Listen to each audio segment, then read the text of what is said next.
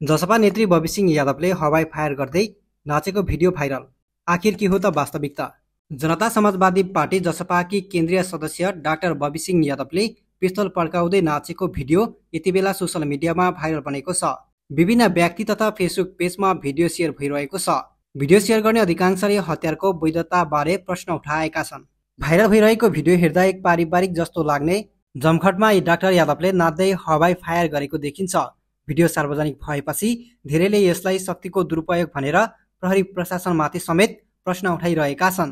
सप्तरीको बोधे वर्षाइन नगरपालिका 5 की डाक्टर यादव राष्ट्रिय सभा सदस्य, जसपा नेपालका अध्यक्ष एवं पूर्व मन्त्री मृगेन्द्र सिंह यादवकी एकमात्र छोरी तथा बोधे वर्षाइन नगरपालिकाका मेयर ओतेज सिंहको बहिनी हुन्। राजनीतिक पारिवारिक भएकाले उनले शक्तिको धमासा दिएको भन्दै सोसल मिडियामा आलोचना भइरहेको छ। सार्वजनिक कार्यक्रममा खुलेआम पिस्तोल लिएर नाचेकी छन्। उनले लिएको पिस्तोल वैध हो कि होइन? उनलाई पिस्तोल राख्न स्थानीय प्रशासनले अनुमति दिएको छ कि छैन?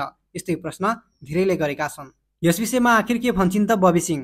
डाक्टर बबी सिंह यादवले भाइरल भइरहेको भिडियो हप्ता दिन अघि भारतमा भएको एक वैवाहिक समारोहको भएको बताएकी छन्। त्यहाँ आफूले वास्तविक नभएर नक्कली पिस्तोल पड्काएर रमाइलो गरेको उनको दाबी छ। उनको मावली सर्लाहीका जमिनदार हुन्। गएको 11 वैशाखमा मेरो मामाकी छोरीको विवाह थियो। ज्वाइँ भारत सीतामढीका हुनुहुन्छ। त्यसैले सीतामढीमै वैवाहिक समारोह आयोजना गरिएको थियो। त्यही मामाका छोराहरूले नक्कली गन ल्याएर फायर गर्न भने। मैले रमाइलोको लागि फायर गरेँ, उनले भने। नक्कली पिस्तोल पड्काएको त हो नि भनेर आफैले टिकटकमाथि भिडियो पोस्ट गरेकी थिए। भिडियो पोस्ट भएको केही घण्टामै भाइरल बन्यो। कतिपयले उनलाई मेसेज गरेर भिडियोबारे जिज्ञासा राख्न थाले। बेकारमा किन विवादमा पर्नु भनेर मैले पछि भिडियो डिलिट गरिदिएँ। तर अरू पेज र प्रोफाइलबाट भिडियो हालेर भाइरल बनाइएछ, डाक्टर यादवले भनिन्।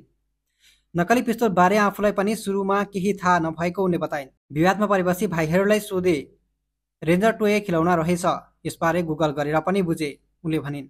भिडियोलाई लिएर प्रश्न उठाएपछि प्रहरीले समेत जिज्ञासा राखेको र आफूले प्रश्न पारेको उनले स्पष्ट पारिन्।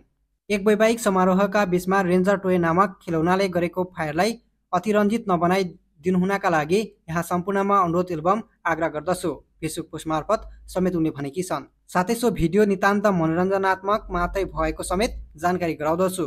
आखिर कस्तो हो त रेन्जर टोय गन? जसपा नेत्रीले फेसबुक मार्फत नै पिस्तोलको प्रष्ट फोटो पनि सार्वजनिक गरेकी छन्, जसमा रेन्जर टोय गन लेखिएको छ। त्यो सत्य हो भने वास्तविकता नभएर बच्चाहरूका लागि बनाइएको खिलौना पिस्तोल हो। साधारणतया बच्चाहरूका लागि बनाइएका प्लास्टिक वा अन्य सुरक्षित सामग्री निर्मित खिलौनाका बन्दुकहरूलाई रेन्जर टोय गन भनिन्छ। कतिपय देशमा सक्कली जस्तै देखिने टोय गनहरूमाथि प्रतिबन्ध वा नियमन गरिएको हुन्छ।